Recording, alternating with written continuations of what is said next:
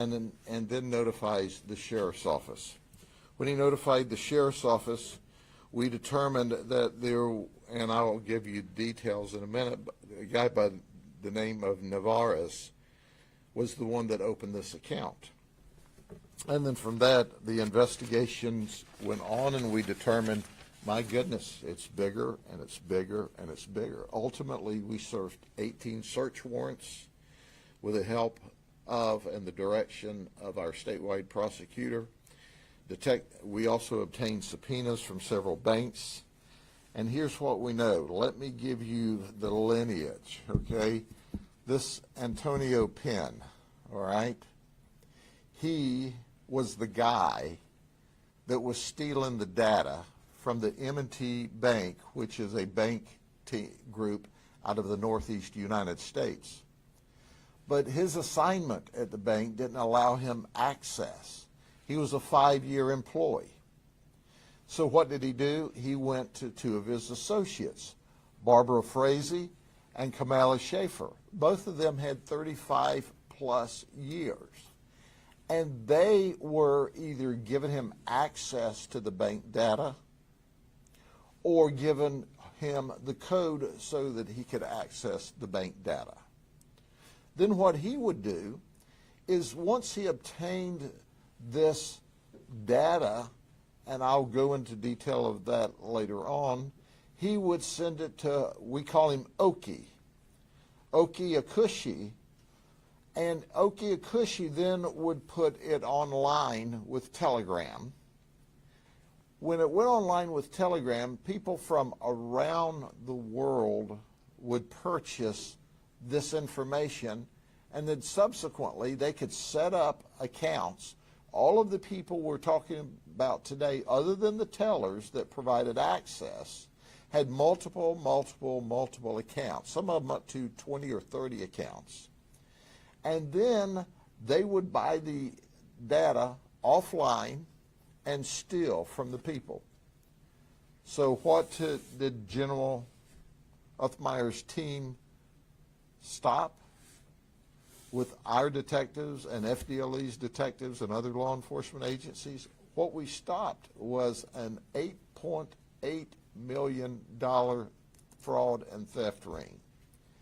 Then Rashodo Durant there, he would also buy data, and Hassan Phillips, Michael Navarez, and Kevin Clayton, wouldn't you know it, he's here illegally, were three of the players.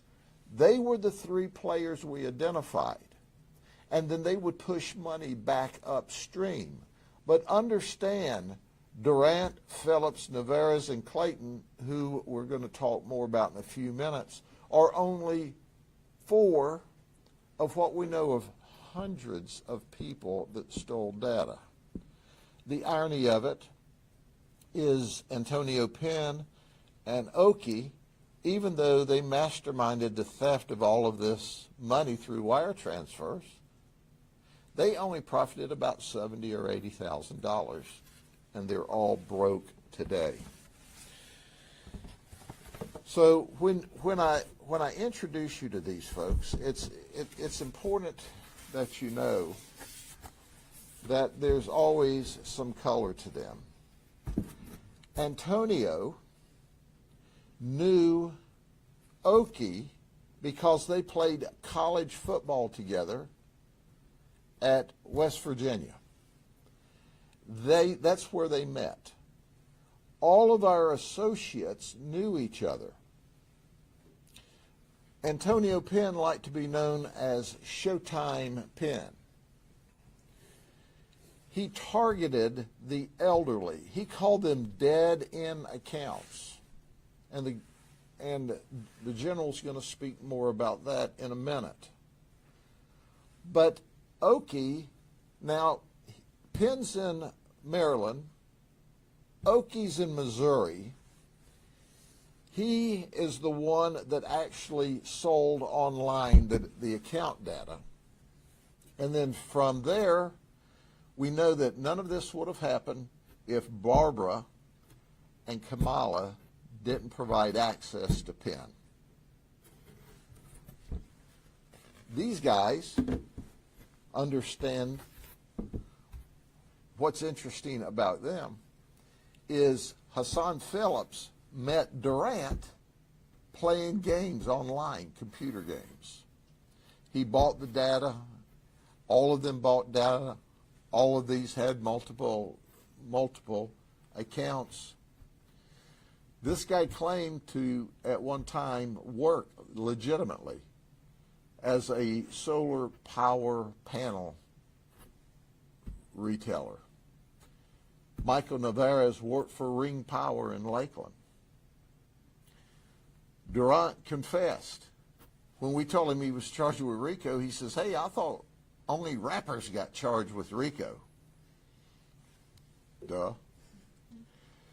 And at the end of the day, the important part is that because of the great work of our detectives and the statewide prosecutor, this entire complicated ring was brought down.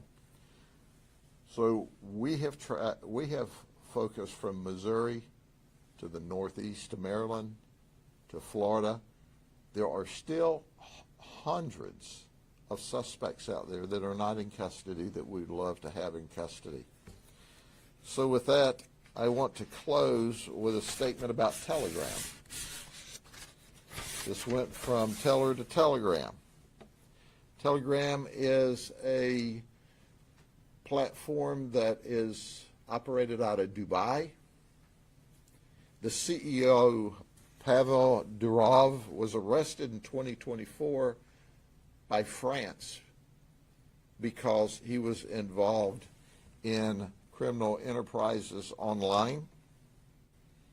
Up until that time, they would not release any subscriber data at all, but a simple arrest by France got them to start to cooperate. But they market online that there's end-to-end encryption, and they call it a secret chat feature. That's why all of this could take place. New York Times calls Telegram the playground of criminals. So you have Telegram and Telecrook, and now we're telling everybody there's Telejail in Polk County. So these Maryland, West Virginia, Missouri people went from Telegram, Telecrook to Telejail. It was their choice. Now I want to turn this over to the General for him to give us the details of the miraculous work by his team. Thanks, Sheriff. Sounds like you're telling me I need to investigate Telegram, so we'll see what we can do. We love our seniors here in Florida. We protect our seniors. You've got to be a pretty weak and pathetic person to want to cheat and scam our seniors and their hard-earned retirement. But that's not going to fly in Florida. Our statewide prosecutors will nail people to the wall with every charge we have if you want to come after our seniors.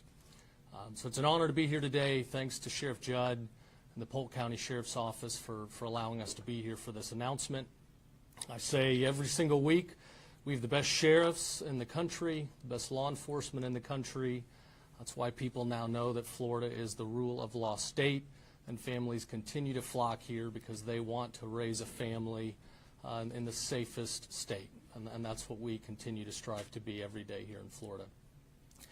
Today's announcement is but another example that crime does not pay here in Florida. If you want to come down here, if you want to mess around, if you want to get into trouble, if you want to victimize our citizens, we will hold you accountable every single day. Here you've got an example, 8 people that wanted to take advantage of seniors. They'll be facing charges, several felony charges ranging from racketeering to grand theft, to organized fraud and others. The more we continue to investigate, the more offenders that we find out there, this network will grow and we will continue to ramp up the charges. But let this be an example. If you want to take advantage of our seniors, you will pay the price. I do want to thank our crime fraud enforcement unit. Today we see bad actors continuing to use technology and creative means to scam people, and it takes a lot of hard work to stay ahead of them. But this fraud unit has been very effective in working with law enforcement and properly using our own technology and our own financial education to be able to identify the problems, to identify the bad actors, to see the irregularities, and ultimately connect the dots and hold the bad actors accountable. So I want to thank that unit. Sheriff Judd will be here. The statewide prosecutors will ensure that these wrongdoers face justice. Anything your office needs, we'll always be here to help. We believe in rule of law. We will continue to chase people down, and we will put people behind bars that need to be there. Thank you. Thank you, Sheriff Judd. It's an honor to be here. My name is Eli Lawson with the Florida Department of Law Enforcement. As you've seen, this case has a high level of sophistication, and with sophisticated criminal schemes require a sophisticated investigative team. We at FDLE were proud to be a part of that team, along with the Sheriff's Office and the Attorney General's Office. Our cyber fraud analysts are experts in tracking money and digging into volumes of technical data to prove the evidence needed in cases just like this. And the work does not stop now. We're committed in this case through prosecution to see that these men and women are brought to justice in this case and other similar cases. Once again, I want to say thank you to Sheriff Judd, Attorney General Uthmeier for their partnership. This partnership continues on a variety of cases, and I want the public to know that we stand together, not just for the public safety and their physical safety, but also their financial security as well. So thank you again. It's a pleasure to be here. As I close out today, I want to point out this chart here. You notice the money? That's elderly victims' money. That's elderly victims' money that they stole. They're pretty happy about that. We wipe that grin off their face now when you see them in the county jail. They're not so happy anymore. But once again, who did they target? The seniors, those that are most vulnerable. I share with everyone that most of our banks have robust systems in place to protect your data. But it depends on the people who work at the bank. And our banking systems have a lot of redundancies, but it's important when you open an account or when you have a banking account, make sure that you work with those at the bank. So you ask questions such as, if somebody needs to access my account, do you have a trail? Can you tell who looked at my money? Can you tell who looked at my identifiers? Can you tell who looked at my personal data? And what do you do to check and balance that to make sure it doesn't get away? Now, the good news is, and I want to brag on M&T Bank and the collateral banks, when they got into this, they immediately made sure that their clients were held whole. But at some points in time, they were even in a money clawing contest with the bad guys because the money had gotten moved, and then at some point in time, some of the security measures kicked in, and then the banks were trying to get the money back. The bad guys were trying to get it out of the accounts and move it to other accounts. This is all a sophisticated online banking process. I applaud our banks for the work that they do. I do want to challenge the banks, though. When it takes us 30, 60, 90 days to get a subpoena, that's 30, 60, or 90 days. The crooks are ahead of us. You need to step that up, by the way, so that we can get banking data in days, not weeks or months. That's why this investigation lasted approximately 2 years, because it was complex, it had tentacles, and we know there's a lot more tentacles. So I applaud the banks, M&T. I applaud those at Synchrony, which is an online bank, and all the others that cooperated with us.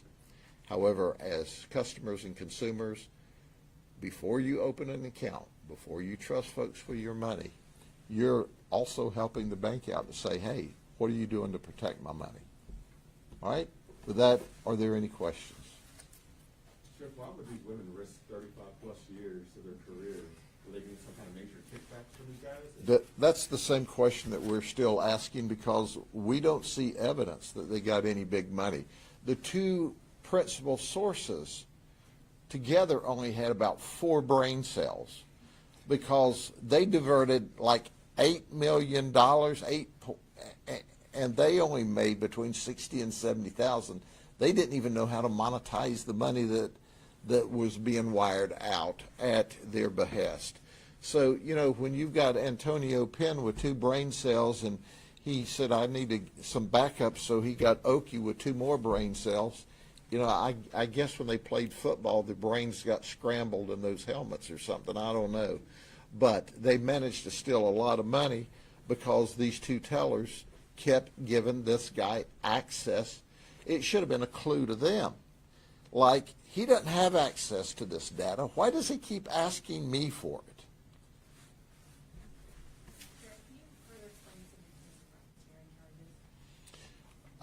Well, let me let the general explain racketeering charges, because she knows it in much more detail, but I can tell you it's strong business.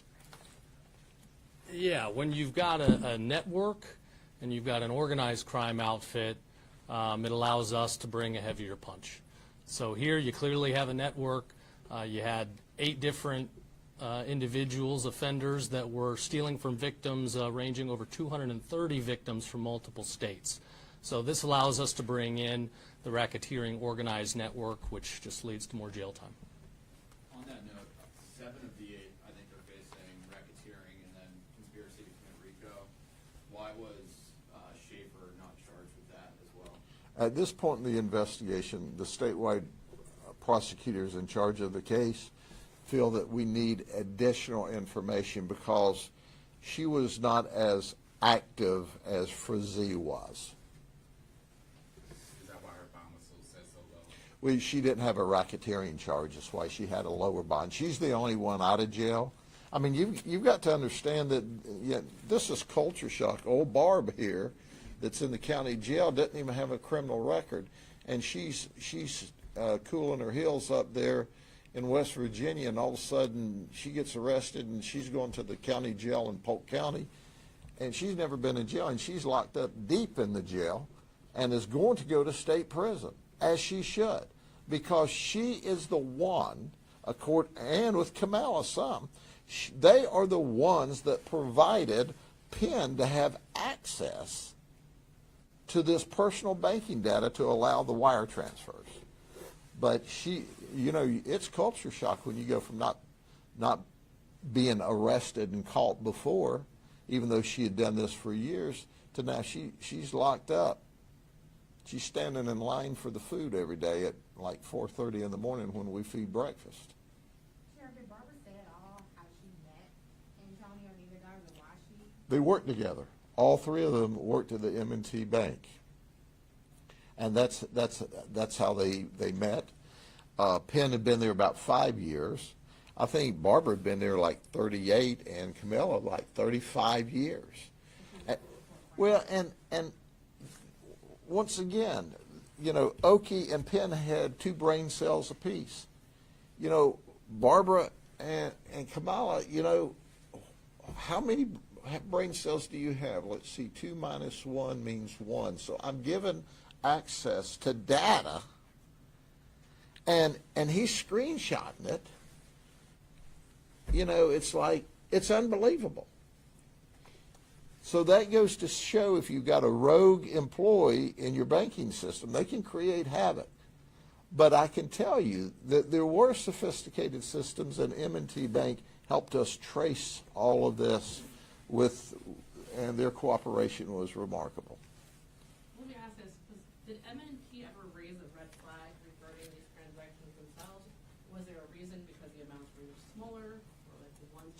Synchrony is the first ones to discover it now. It's an online banking service. Yeah, but I'm saying, why did M&T not notice? Well, M&T, first off, the data was just looked at on a screen, right? And there would be a $1,000 transfer to a $300,000 transfer. If you looked at the 230 victims, I think it averaged $37,000. Well, when you're moving millions upon millions or billions of dollars through a large banking system every day, this is small stuff. And when you do it intermittently with no specific pattern, it makes it a little more difficult to catch. For this Clayton guy, did he have an active deportation order, or? He does now. Listen, folks, ICE is doing the best that they can. But when that border was wide open for 4 years, and they're in here by the millions, they can't get to everybody. However, Clayton liked it here. He was here legally at first, and then all of that expired. But he doesn't need to think he's going to see the sunny beaches of Jamaica anytime soon. He won a scholarship to Alligator Alcatraz. He won a scholarship to Alligator Alcatraz. So he's going to be locked up for some serious felony charges, and then he can go back to Jamaica. But we're not going to let him out from under this serious criminal charge at the state level. James and his team are going to wear him out. Okay? God bless you all. Take care. Talk to you soon.